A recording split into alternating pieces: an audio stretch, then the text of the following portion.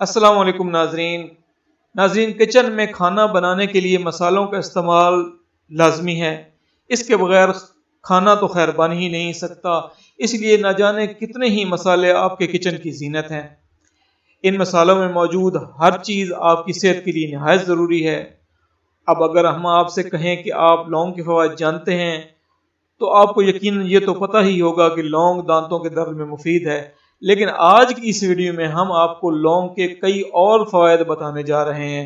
तो जल्दी से हमारे चैनल को अगर अभी तक आपने सब्सक्राइब नहीं किया तो सब्सक्राइब कर लें और साथ वाले घंटी के निशान को क्लिक कर दें ताकि आप कोई भी हमारी आने वाली वीडियो मिस ना कर सकें।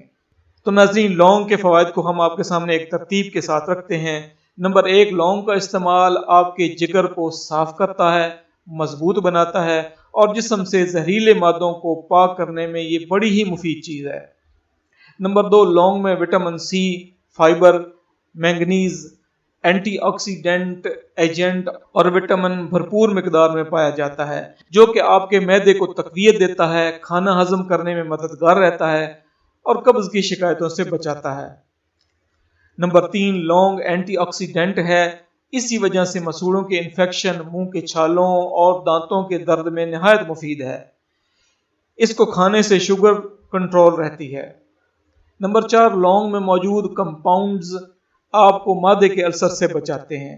नंबर 5, लौंग खाने से आपके जिस्म में सफ़ेद खून के खुलियात बढ़ेंगे, जिससे आपका जिस्म जल्द बीमारियों का शिकार नहीं हो सकेगा। मतलब यह कि यह आपके इम्यून सिस्टम को स्ट्रॉन्ग करता है। नंबर 6, इसका इस्तेमाल दांतों के पीलेपन और मुंह की बदबू से महफूज रखता है। नंबर 7, लौंग के तेल का मसाज सर दर्द के लिए निहायत मुफीद है।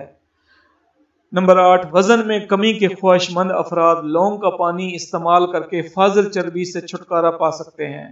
लौंग का पानी कैसे तैयार किया जा सकता है? इसके 2 तरीके हैं।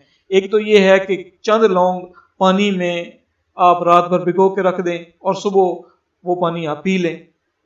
और दूसरा तरीकाकार ये है कि 1 कप पानी में 3-4 लौंग डाल दें और उसको मीडियम आंच पे 5 मिनट पकाएं और फिर उतार कर पुन छान कर ठंडा करके इस्तेमाल करें।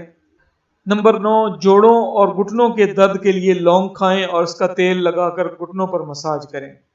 नंबर 10, लौंग के इस्तेमाल से जिस्म में कैंसर सेल्स की नशोनुमा रुक जाती है और जिस्म को राहत मिलती है।